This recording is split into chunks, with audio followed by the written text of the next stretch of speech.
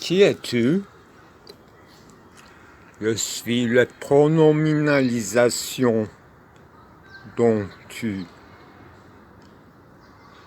auras l'habitude. Qui t'a appelé? C'est toi qui as dénommé mon pronom. D'où viens-tu? J'étais toujours là. Je t'accompagnais. Tu me connais? Oui, depuis longue date, et même avant ta naissance. Pourquoi es-tu venu? Parce que tu m'as appelé. Dans tes rêves, dans tes songes. Ah, tu es un pronom, mais tu parles et tu viens quand on t'appelle. Oui, on peut résumer ainsi. Alors, es-tu un tout ou une partie? Es-tu une individualité? Difficile question. Je suis tel que je suis, mais pas tout à fait existant. Un être de ton imagination, comme tu dis souvent imaginarum en me signifiant. Ah bon? Quand on appelle ton indicateur, alors tu t'incarnes et tu viens ainsi à tout le monde? Oui, mais tu avais la priorité. Pourquoi? Quelle est ma différence? Tu m'as préparé depuis longue date. Tu as frayé le chemin de la venue. Ben, je ne te connais pas, au fond. Tu n'as même pas un nom propre, un pronom. On te dénomme. On te dit Christ, mais ce n'est pas un véritable prénom. C'est un fait d'être crucifié, n'est-ce pas, Christos? Oui, toute ma fonction est dans mon pronom. Descendu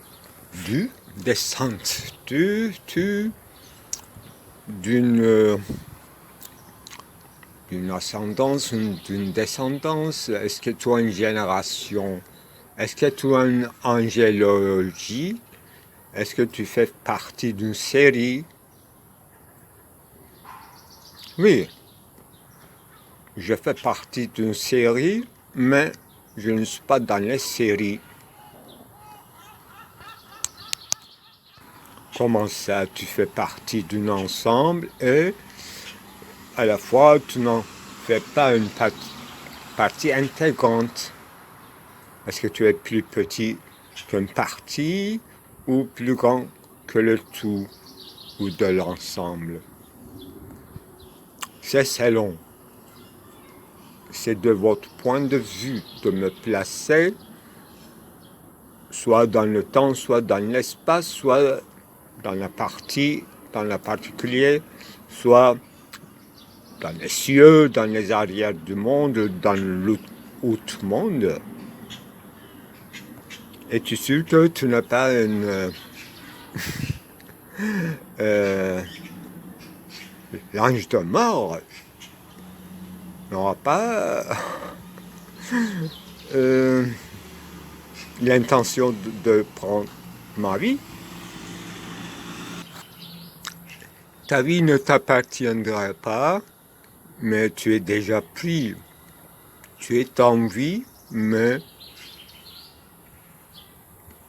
tu t'en lasses. Tu es curieux de l'autre côté outre des choses. Suis-je outrancier? Non. Tu théorétises, tu ne pratiques rien. Mais je suis pas péripatéticien, j'interroge, je cherche, je suis dans un chemin, mais je ne sais pas où aller, c'est-à-dire finalité ultime, ça c'est fermé, barré. Et on dit que toi aussi tu es barré, est barré. Si tu fais l'allusion à ma crucifixion, oui, je suis barré. Au sens où je suis à la fois là, je ne suis plus là. Je suis à la fois plénitude, à la fois le pire de Kénos, vide total, qui laisse tout en place. Oui, j'ai compris. Ta doctrine, quand même, c'est assez compliqué. Et sans Saint Paul, effectivement, c'est encore plus incroyable. Je ne suis pas très croyant, mais je porte beaucoup d'attention à des tournures de phrases de l'un de tes apôtres. Tu fais bien.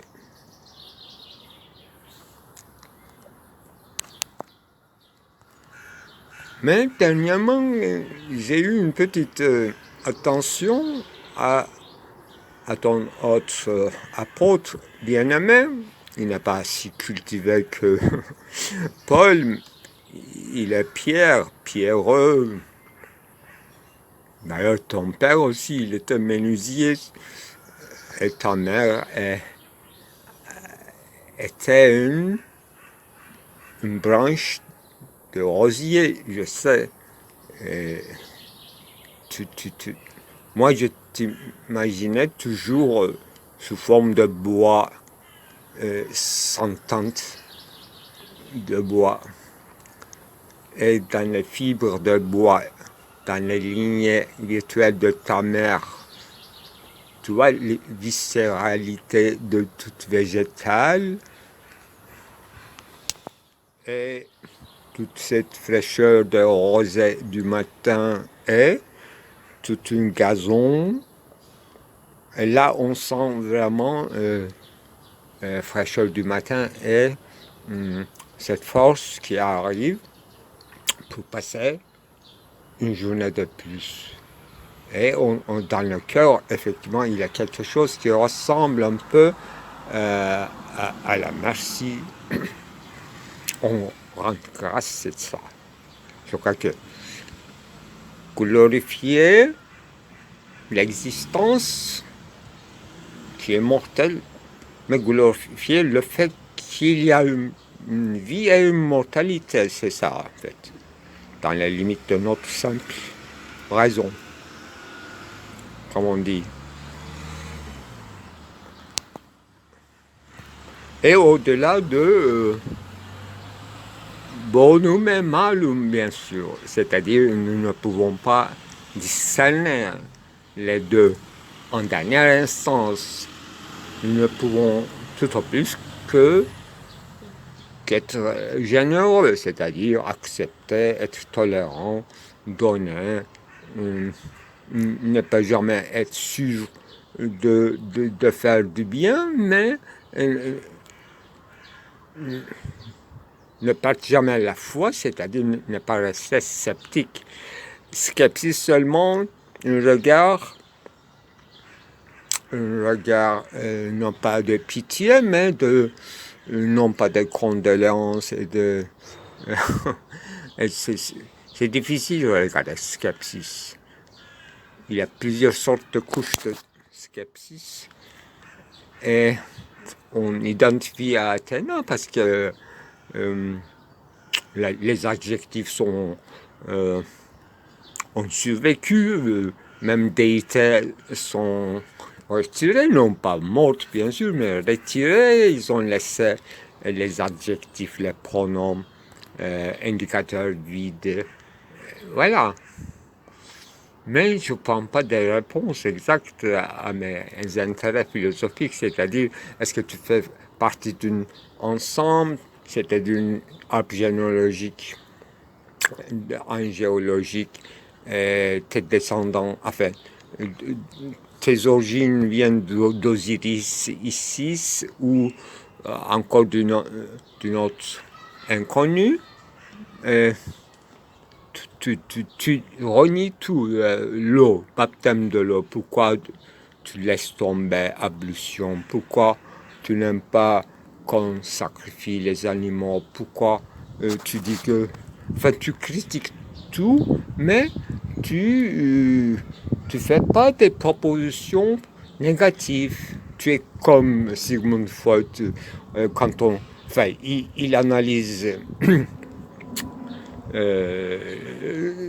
voilà, le développement épigénétique, disons, de l'homme. On lui demande qu'est-ce que nous devons faire pour que nos enfants n'aient pas ce trauma et qu'ils deviennent véritables des gens normaux, clairs, distincts, qui ne refoulent rien et qu'ils... Et la réponse de notre savant, c'est quoi que vous fassiez, effectivement, il sera encore plus pire. Plus pire, ça n'existe pas, mais ça sera mal. Quoi qu'on fasse. Pourquoi le résultat est toujours mal ou égal à zéro? As-tu une réponse à cela? Alors, les fautes, l'ensemble de fautes en addition ne fait pas une grande faute. Ça fait une série de fautes, mais uniformes. Chef-d'œuvre de la faute ou d'iniquité, vous savez ça dans vos philosophes. C'est-à-dire ne pas repentir, ne pas dire pardon. Alors, comme tu sais, ce qu'ils ont écrit et dit, les philosophes, alors, qu'en penses-tu de moi? C'est-à-dire que je joue un peu, mais j'avance et je fais des pas en arrière et puis je relance. Il y a cette histoire de tous les 4 ans, je change de vitesse. Soi-disant, je tombe malade, je fais une maladie. Eh bien, tout s'accumule. Là, je reprends. Et on est encore dans le commencement. Et j'avance pas. Tous les 4 ans, je suis encore dans le même lieu et je ne renie pas le passé, mais je dis que dans le passé, il y a quelque chose qui ne me montre pas tout à fait. Soit c'est moi qui les brèche, ferme, alors que je suis très ouverte à tous ces, tu vois, les décalages, les feintes, les brisures, de la cremasse, et je le ferme pas avec une enduit ou avec un travail de peinture, je ne la cache pas sous une autre couleur, mais je fais attention à tous les couleurs.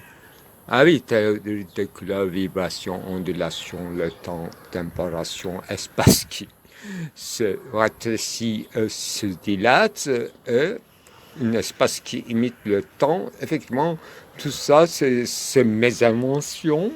Mais on n'avance pas, effectivement, plus on va loin, plus encore dans le point de départ. Là, pourquoi c'est parce que le cosmos est sphérique et notre trajet aussi a une courbure et on retourne toujours sur soi, effectivement, bon.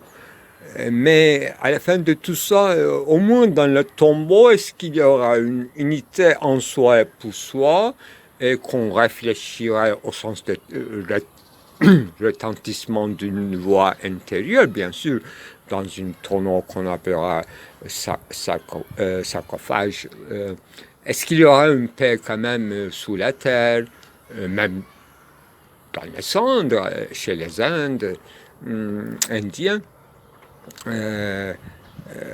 Brûle en anglais, c'est bien, c'est d'être brûlé, et non pas faire des obsèques. Ah oui, j'avais fait une oraison funèbre à une amie que j'ai perdue, que à la collation ce matin, je suis sorti première fois dans ma vie, je peux le dire, avec sa croix en bronze. Et c'est pour ça que effectivement, tu as cette impression d'être appelé ce matin par moi. C'était plutôt lui qui était appelé par son pronom, par moi, avec une lettre, n'est-ce pas, qui regarde, c'est-à-dire skepsis. Tu te souviens, à Paris, j'écrivais après sa mort des longues litanies, j'écrivais son nom avec une tréma, O, avec tréma, ça fait E, et je faisais de onomatopée, Ölmek, c'est-à-dire mourir avec cette lettre, Olmak, c'est être, et mourir. Avec un tréma, tout changeait, et il y avait un skepsis au milieu, et je fabriquais des intrigues. Alors qu'il est mort, il n'y a plus d'intrigues, et ni passe-temps, ni amusement, ni promenade, ni correspondance, ni réponse, ni écrit des lettres, ni rien. Quand il était mort, à 22 ans à peine, effectivement, on est allé chez lui, on a trouvé cette croix. Voilà, seule croix que j'ai eue, enfin première croix au moins, je l'ai pris comme souvenir en demandant la permission aux autres amis qui ramassaient quand même ses affaires pour vider l'appartement. Vous voyez, et j'ai eu l'occasion de connaître sa famille et présenter nos condoléances. Et j'ai fait après des années, sûrement dans l'année 2016, un sacrement, c'est-à-dire une oraison funèbre tardif. C'était un film, et j'ai filmé mon adage, je ne sais pas comment on dit, oraison. Oui, c'est une oraison, un oratoire, un sacrement, une affliction, mais après 35 ans de sa mort. Et je n'ai pas eu ces obsèques, j'étais absent, je n'étais pas dans ce pays, j'ai eu des nouvelles de sa mort des mois après, et toute ma vie est transformée. Et on discutait, quand il était vivant, bien sûr, de nos projets de Fennologie, Lebenkörper, il me proposait de travailler sur la Fennologie, Körper, question de sens, chair, propre.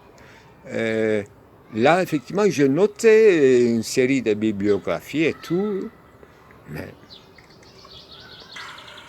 au bout d'une année, il était disparu déjà, et j'étais à Paris. J'ai appris tardivement sa mort, et effectivement, là, je suis retourné avec Takwa pour continuer à mes études, au moins. Moi, je reste en trace. Voilà en somme ce que je comprends de futur intérieur aura dû être, etc. Et plus que parfait, c'est ça. Plus que parfait parce que c'est plus que passé. C'est plus ancien que tout passé. C'est plus parfait d'une imaginarum euh, perfectionné, performé. Tu me comprends, j'espère. Hein? Et je suis en train de faire à la fois un sacrement, à la fois une prière, à la fois exaucer un vœu, et à la fois faire confession, tout à la fois. Et cette synthèse totale, éclectique et unifiée par ma bouche, qui vient du cœur, et d'une certaine recherche d'être consistant, c'est-à-dire ni mimétisme ni fiction, mais une certaine clarté d'esprit et d'ouverture du cœur et tout. J'espère que tu vas recevoir tout cela comme une véritable prière au sens étroit du terme et te glorifier.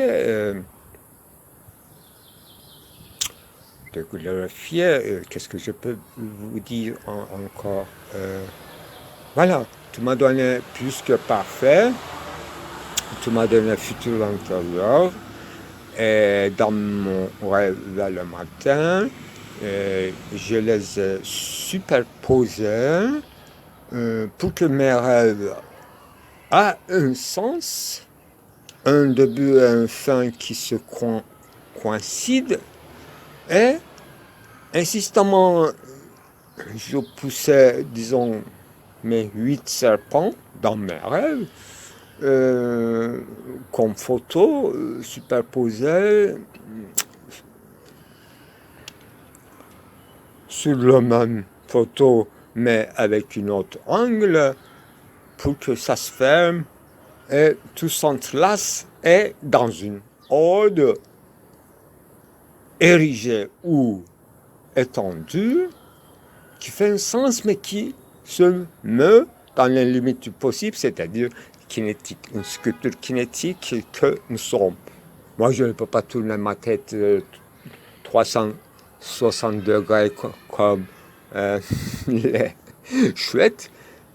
Donc, une kinésis, je suis capable de kinésis, mais dans les limites. Et je suis content de mon, dans ce sens-là, du corps humain, perfectible, et mon âme, entre guillemets, et mon esprit très élargi quand même, qui nourrit mon âme animale, c'est-à-dire mes désirs, mes quoi, mes thumos, mes appétits, bon, ce sont de mauvaises traductions, je trouve, mais effectivement, c'est au sens de manger et tout, avoir appétit, c'est essentiel. Mais pour les autres, disons, inclinaisons, c'est un peu clinamen. Clinamen, c'est encore beaucoup plus intéressant comme mot que appétit. Bon, ce sont des langues ethniques après Babel. Tu nous apprendrais tétragramme, écriture phénicien, des manuscrits de cavernes. Voilà. Il y a il y a un évangile de Barnabé, je ne sais pas si tu es d'accord. Barnabé, je crois, n'est-ce pas, que le monde islamique aime bien, mais je trouve que c'est apocryphe. C'est-à-dire qu'en fait, d'abord, bon, ton père, effectivement, on respecte, mais il ne faut pas ridiculiser non pas les métaphores. Métaphore, ça devrait servir à aller à une au-delà, c'est-à-dire aller encore plus loin dans la compréhension, et dans la mobilité. Mobilité, vitesse au sens de Abiy-Warburg, c'est-à-dire donc quelle est cette totalité des images éparses de toutes les civilisations, de toutes les époques, qu'est-ce qu'il veut faire l'homme pendant son épigénésis cette fois-ci, non pas corporel, mais justement esprit, au sens, non pas spirituel au sens obscurantiste du terme, mais au sens de Geist, bien sûr. Au sens de ijtimaiyet, not et socius, mutus, saccade, bien sûr, voué, non pas une disparition totale, mais chaque socius, chaque ijtimaiyet, chaque réalisation de Geist vouée à la destruction. Et pour laisser la place à autre chose. On n'est jamais sûr si sera meilleur et pire. Au moins que dans la spiritualité, nous allons pire en pire et dans les conditions d'hygiène et de survie, on va mieux en mieux. Mais c'est encore une question, c'est-à-dire une révélation d'une ancienne question qu'on se trouve face, c'est-à-dire c'est nous que nous mettons la question pour que ce soit lisible, clair et distinct une énième fois dans l'histoire. Nous écrivons ceci par nos efforts, non pas sur le papier, mais sur la surface du monde, comme problème à résoudre. Parce que dans les précédents essais voués à l'échec, on n'a pas bien déchiffré la question et on se pose à nous-mêmes en reconstruisant des nouvelles villes ou en rénovant, etc., etc. En vendant l'âme à Méphistophélès, etc. Pour voir comment ça va passer, qui va gagner. On est tellement enfant, on est curieux encore de voir la fin du film. Alors que le film, ça tourne.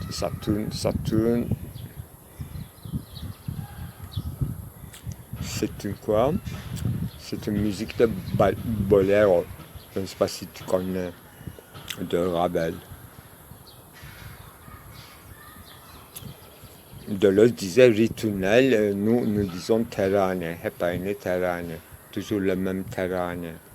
C'est une chanson arabe qui ne se termine jamais. J'ai des contes arabes très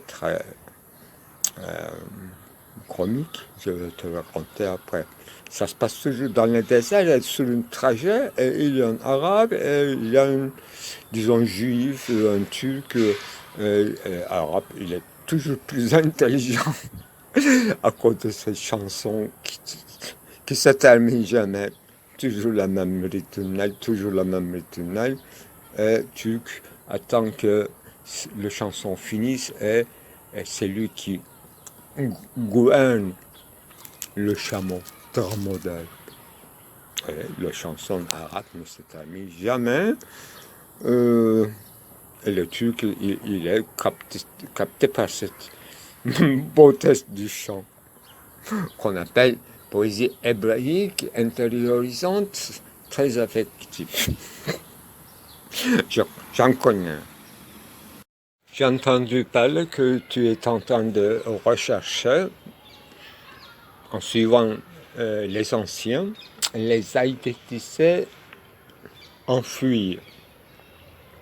j'aurai quelques questions à toi.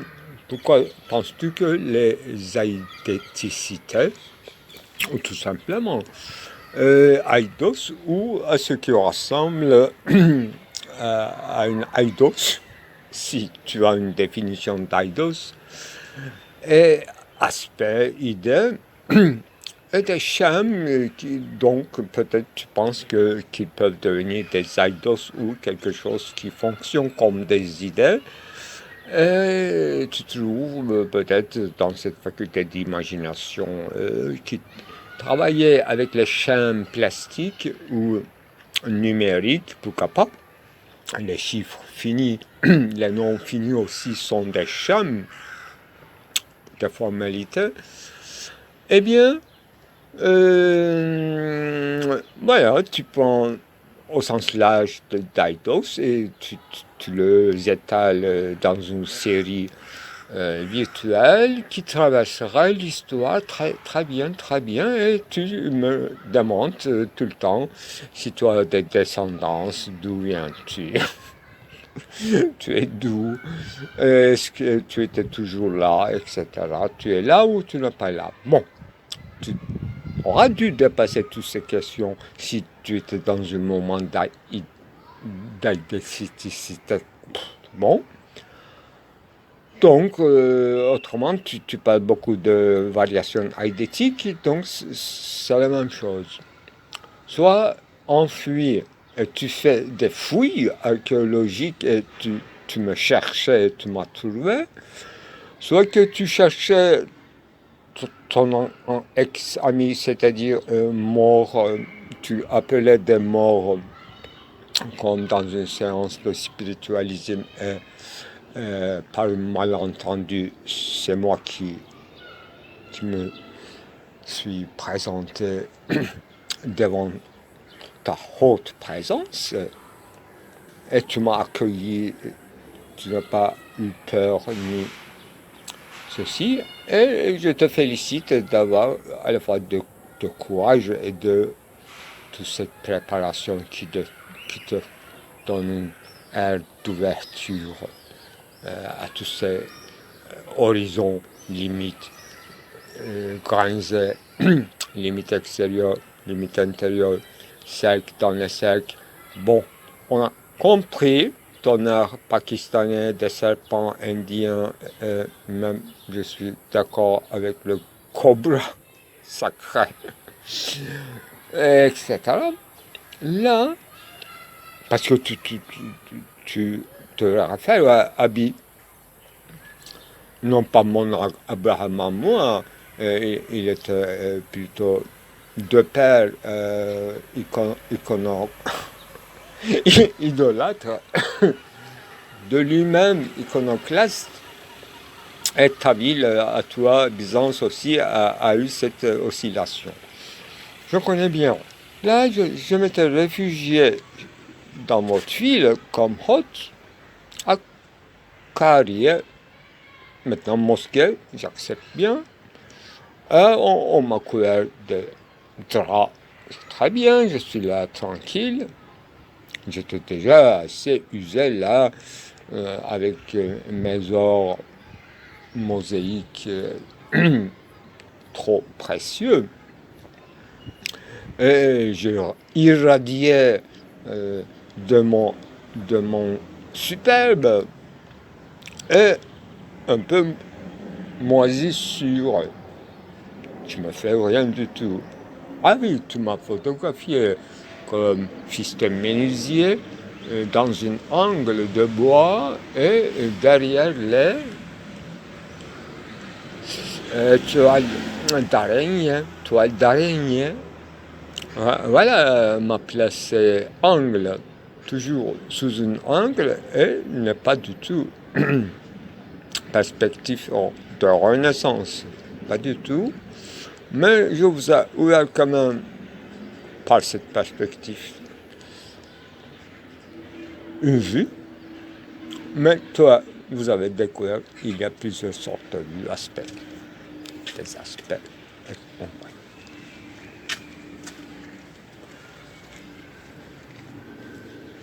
Et on revient, aspectisme et transpectivisme. Bon, tu as le droit de me répondre autrement. Je te répondrai comme somnum, c'est-à-dire sommaire que mes recherches, tout d'abord en me référant à Georges Dumézil, que j'ai travaillé, n'est-ce pas, dans le début de ses enregistrements et des films, en dessinant un triangle toujours de Dumézil, et comme une identité quand même, et qui expliquerait comme schème beaucoup d'époques, et d'ethnies, des langues et des institutions, avec Benveniste bien sûr, et qui avait 3 points comme triangle, et ces points s'appelaient passagèrement tout va. D'abord le chaman, que j'appelle l'état un peu différent en affirmant la fonction pleinement positive du chaman, donc le spirituel topoi d'une société. Mais par rapport aux 2 autres, au moins 2, j'aurais ajouté 4e dimension, n'est-ce pas? Dans ces derniers temps,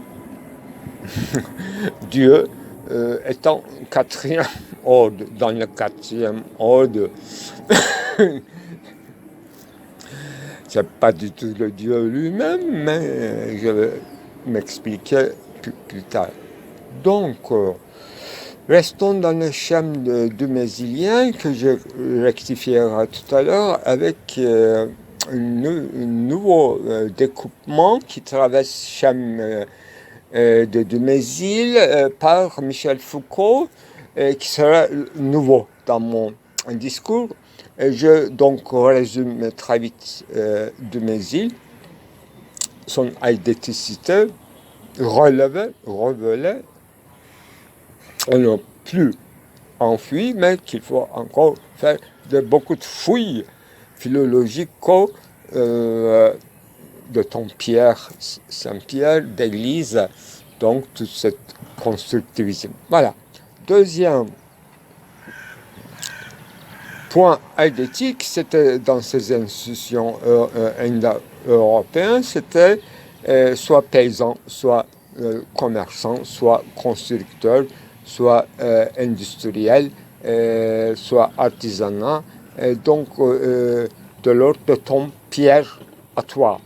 Pourquoi je ne te demande pas pourquoi tu as 12 apôtres et un 13e banni et chez les Perses, reconnu comme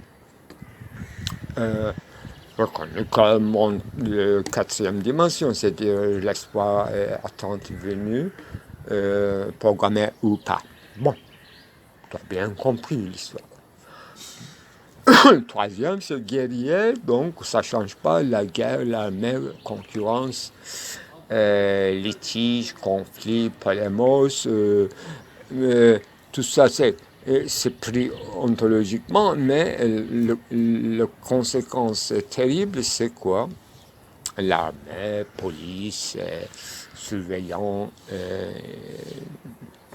entre parenthèses, je me trouve dans un hôpital psychiatrique actuellement, dans son jardin, je suis très surveillé, même les petites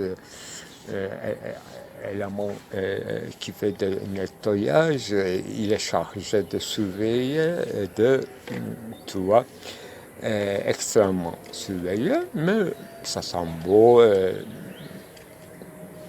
très frais. En entrant, je suis fouillé dans mes poches, dans mon sac, et on m'a pris mon petit bichon. Voilà. Les regards un peu différents ici, mais il y a très peu de gens. Donc, 3 points idétiques. non pas du tout idéal. Toujours, on a donc, disons, ratio cognoscendi de ce point idéal ou adétique, ce sera toujours de l'agglomération de hypothèses et de réalisations factuelles ou pas qui fonctionnent en trois, non pas tout seul. Parce qu'un armée, enfin, un guerrier tout seul n'a aucun sens. Un chaman c'est-à-dire quelqu'un croyant à un monodieu face à un l'autre mono, ça intéresse personne sauf les grands mystiques.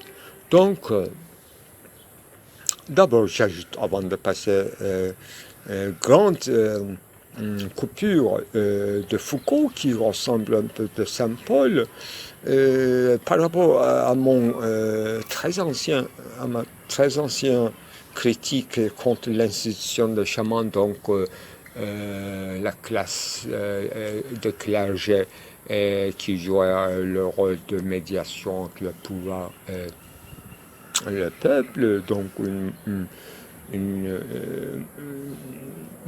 centre de manipulation intériorisante, forte et tout. Là, je me suis dit que peut-être qu'il ne faut pas être si puriste et la classe de clergé a une mission qu'on appelle office, de s'occuper de temps en temps, dans leur emploi du temps, avec le peuple qui sont en besoin dans les affaires qu'ils ne comprennent pas. Donc, il joue un rôle de médiateur. Il a l'ordre de mendiant, toute l'Inde, etc. Les clergés ne travaillent pas, ne gagnent pas leur vie, ils prient, ils méditent, ils deviendront philosophes comme Spinoza, mais j'interprète Gitalis Spinoza en disant que lui, il n'a jamais gagné sa vie par son enseignement entre guillemets prophétique ou philosophique, mais il a taillé des pierres précieuses pour l'optique, les lunettes. Bon, voilà. Donc je trouve que chaque clergien aura droit à des doubles missions. D'une part, ils peuvent s'améliorer, se perfectionner dans son rapport à la transcendance comme il veut, et d'autre part, il peut accomplir sa mission tant qu'ils peuvent, comme un militant du communisme ou de parti, comme il peut. Donc en jouant une rhétorique. Voilà. Donc, ma critique, ma vision, mon jugement est un peu évalué. C'est ça que je voulais dire. Guerrier, effectivement, héroïque, il meurt pour la patrie ou pour toi aussi, pour la croix, dans la croisade. Bon, mais ils sont passagers, c'est-à-dire, sauf perversion de perversion, c'est-à-dire à un moment excessif des États qui coûtent cher et qui mangent toutes leurs sources financières qui n'arrivent pas à se développer dans les autres domaines, ni agriculture, ni éducation, etc. Ça, perversion totale et un suicide programmé. Les guerres. Qu'est-ce qu'il y a d'autre? Industrie, Tom Pierre qui construit des cathédrales, très bien. C'est en rapport avec chamanisme et avec pauvre peuple qui a besoin de manger, d'échanger des trucs. Ça, on en discutera, dont la perversion se résume avec l'or, l'argent, et pourquoi pas idolâtrie de figuration, c'est-à-dire de l'imagination qui pervertie devient en vrai un bâtiment, un temple qu'il fallait détruire ou laisser enfouir sous la terre et laisser aux architectes, aux philologues, aux philosophes extirper le sens. Bon, je passe vite à ton Saint-Paul qui traverse, qui coupe le monde, qui fait le monde. Et Michel Foucault, au lieu de s'intéresser au droit, à l'évolution du droit, de la justice, il dit qu'il y a une figure de délinquant. D'abord, il commence avec l'auteur. Il n'y a pas de chaman, il n'y a pas clergé, il n'y a pas script. Il a l'auteur qui change toutes les topoles. Bon, le précédent, c'est Socrate ou pas, c'est à discuter, mais figure moderne de l'auteur. Tu vas comprendre quand je complète la série, j'en trouve au quatrième point. L'auteur, aliéné mental, là où je suis actuellement dans un jardin très joli d'un hôpital psychiatrique, dont on m'a confisqué un petit bichon à l'entrée. Bon, qu'est-ce que je voulais dire? Deuxièmement, aliéné mental, disons pour aller vite, un certain genre de s'exprimer, d'agir à la manière d'Artaud, les lettres de Rhodes et tout, je passe très vite, et toute une machination bureaucratique, étatique, scientifique qu'on mobilise sur pour neutraliser, pour enfuir en son eidéticité aliénée mentale. Tu as compris l'enjeu. Ce qu'il fait, Michel Foucault, qui ressemble, à mon avis, à la radicalité de Saint-Paul. Troisième instance, c'est difficile. Alors, l'auteur, voilà, délinquant. Il ne s'intéresse pas à la juridiction, il ne s'intéresse plus à la évolution de justice juridique, la lettre de la loi et tout. Bon, il regarde aux pratiques. Mon ami, je vois que délinquant. Il y a une figure de délinquant. Là, il y a une histoire de châtiment. Et toi, si tu as passé de là, c'est-à-dire que tu es crucifié. Ce n'est pas un acte religieux, mais c'est un simple châtiment. Au bout d'un jugement complètement légal, Pilate était là et tu n'as pas un Dieu, tu n'es qu'un simple délinquant. Voilà, c'est pas le mot délinquant, c'est-à-dire juger, enfermé, surveillé. C'est pas un acte arbitraire, complètement réglé, en foi. Vous voyez, c'est ça qui abîme la démarche de Dumézil. Franchement, pour l'instant, je me rappelle pas quatrième instance qui coupe notre monde en 1000 morceaux de Michel Foucault, je ne me rappelle pas. Comme j'avais lu dans mes 22 ans, fait avec la première traduction de Foucault, et je me souviens de cette série en turc, donc en pensant turc, j'ai trouvé tout de suite qu'il s'agissait quatrième point. Le pervers. Alors la ligne rouge qui s'avance dans un espace qui n'est pas réel et indéfiniment divise toutes les divisions. C'est ça quand je dis traverser tout, c'est-à-dire ces trois blocs de classe humaine décrits dans son identité par Dumézil, qui n'est pas philosophe, bon, mais il a une acuité de l'esprit d'une scientiste en social et en histoire très profonde.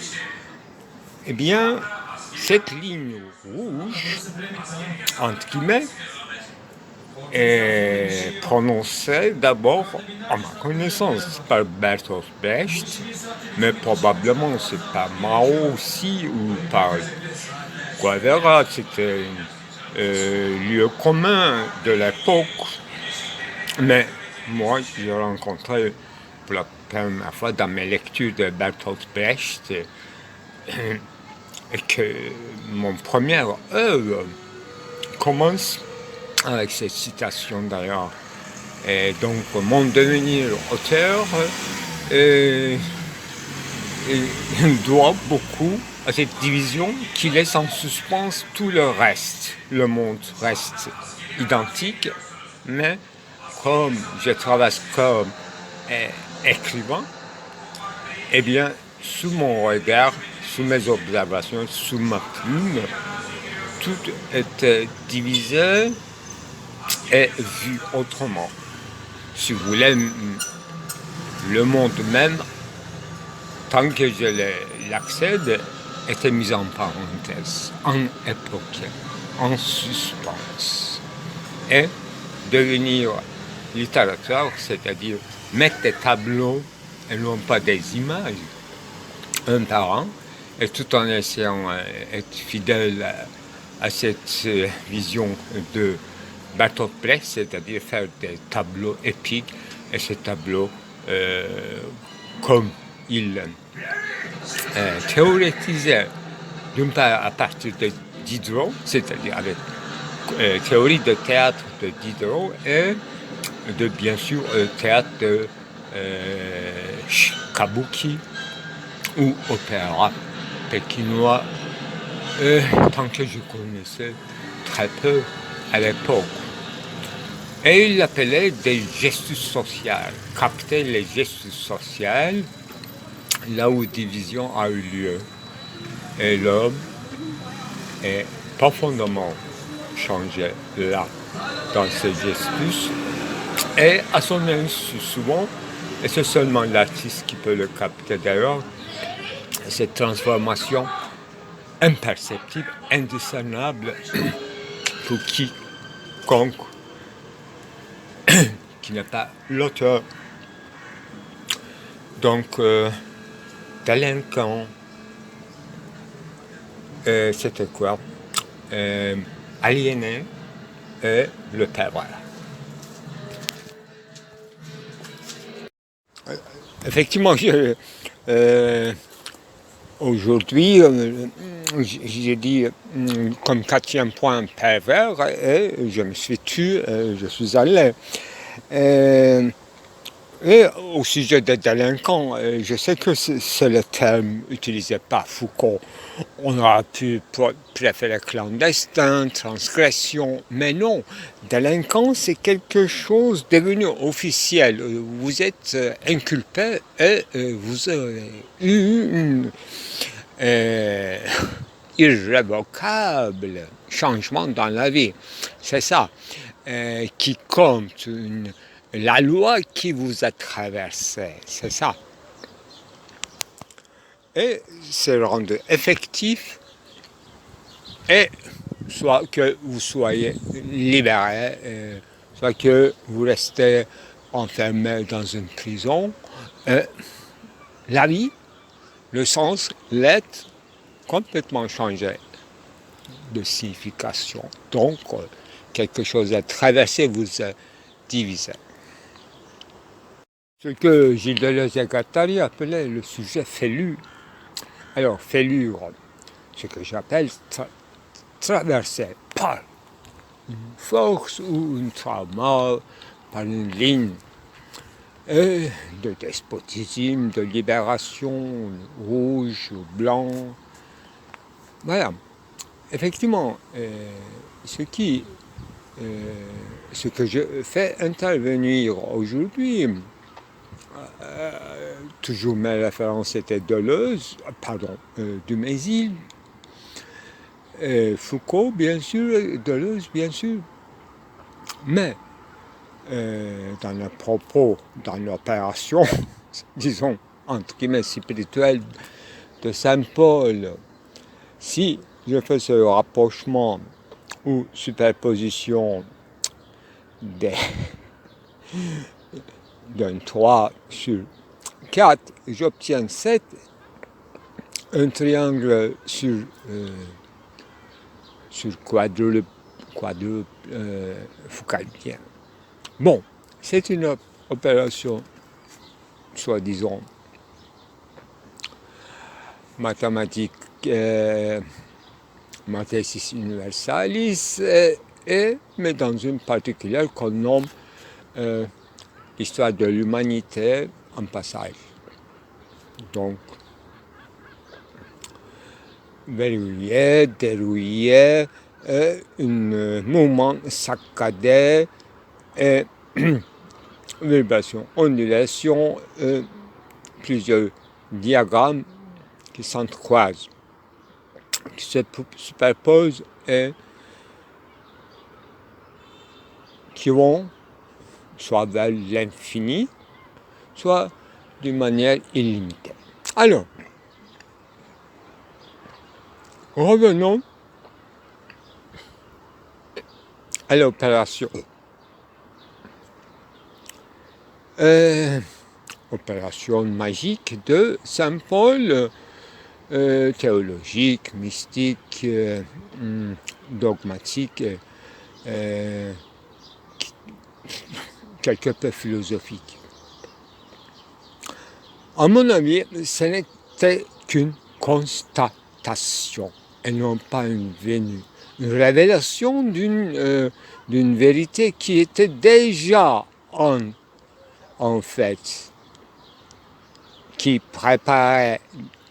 avait préparé la venue de Jésus-Christ et après son départ, toute affairement apostolique qui fait que qui fait que pauvre Saulus tombe d'un cheval et monte à un autre cheval qui change de nom. Saul devient Paulis. Paula. Ce que je veux dire, il est lui-même traversé par quelque chose tout en étant juif, il devient maintenant chrétien d'abord, mais il reste, à ma connaissance, romain d'Alexandrie. Il accepte la situation, mais empire, c'est-à-dire le centre, Rome, est en déclin. Donc, ce fameux comme non veut dire clairement une proposition assez politique. Faisons comme si Rome n'existe pas, comme si César n'existe pas. Là, nous sommes depuis une éternité sur cette terre. Jérusalem, Caire, Damascus, Bagdad, Alexandrie, c'est une région de comme non. Vous voyez, vous avez compris. Il s'agit d'un Ibn Khaldun précoce. Il a une acuité de l'esprit d'un scientifique. Pour donner des exemples un peu contemporains, il est l'un de ces philosophes, n'est-ce pas, Euh, L'un de ces politologues qui a écrit Société sans État et l'autre Lacoste, Yves Lacoste qui a écrit sur Ibn Khaldun. Et finalement, ils ont préparé la venue au sens anglais du terme, venue, n'est-ce pas, de la croix. Je vous précise par une curiosité archéologico-hiéraldique qu'il y a plusieurs formes de foi. Ce n'est pas une bonne nouvelle. Et donc, il y a plusieurs formes de croisement. Dire non et faire une barre. Être barre. Là, je n'ai pas initié que cela de trouver et interpréter la différence d'une croix Saint-André byzantin et une croix simple orthodoxe ou une croix. Voilà pourquoi il y a dédoublement de croix. N'est-ce pas, je vois. Mais je trouve joli. Si ce n'est qu'une croix que j'ai commencé à porter avec l'eau bénite. Non pas l'eau de Zamzam, mais le sang, véritable sang, comme symbole du sacrifié, du crucifié, pardon, qui finit toute possibilité de sacrifice anthropologique. La fin de sacrifice, c'est le crucifié. Dit, c'est pas moi qui dis, dit ce fameux philosophe spécialiste en le domaine, René Girard. Je ne suis pas sûr qu'une Aufhebung des sacrifices vivaces, effectifs, ne se relève pas tous les jours à droite à gauche. L'auteur, on revient à cette ligne maintenant, l'auteur Aliéna Montel, quelle jolie dénomination, pour une abîme de l'appareil psychique, et de cette prise de position réactionnelle ou en liberté, apodictique et non pas ascétorique, qui défie la causalité, etc. Énorme sujet. On passe à un troisième bloc, quoi. Délinquance, les lieux, procédures judiciaires, tous ces prérogatives et les défenses et tous ces mécanismes qui jouent sur l'abîme de la justice divine. Eh bien, dernièrement, énigme perverse, qui dit non à la nature et la contre-nature. Imaginons. Et il en fait une théorie et doctrine comme Marquis de Sade, par exemple. Imaginons. Là, ce sont des bouleversements énormes qui parfois ressemblent de lointain.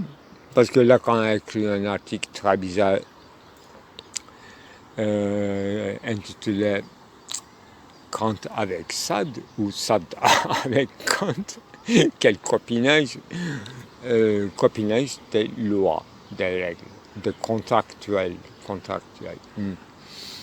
Différentes conceptions de contrat, c'est-à-dire de loi libre sous une loi, soit contractuelle, soit éternelle, soit apodictique, soit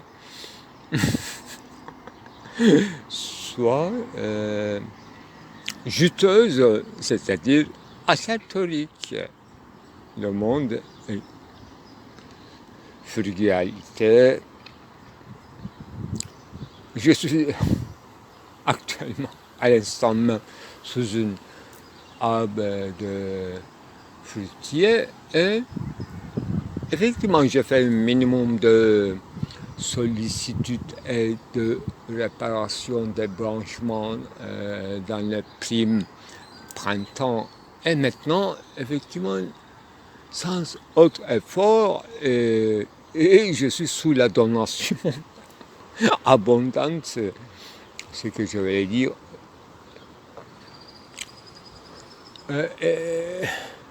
Les arbres ici distribuent la justice pour les animaux, pour les petits hérissons, pour les venus, pour les nouveaux venus, pour les allaiteurs, allaiteuses, allaiteurs, etc. Bon, toute une diversité humaine, mais, comme j'ai dit au départ, comme chaque existence doit passer sous la croix, suspendue. N'importe quelle croix, oui, mais la croix ne peut pas être n'importe quelle, c'est la loi. Donc, suspension, par les négatifs de la loi, c'est la transgression et le crime et châtiment. Et transgression d'une loi, par sa positivité, comme disait Hegel, et que j'ai cité sans comprendre, ça fait la victoire. Victoire héroïque et constitution d'un État, d'un régime, d'une ordre, orderie, fraternité, et laisser tomber l'ordre mendiant. Vous voyez? On parle un langage de Hegel, avec Hegel.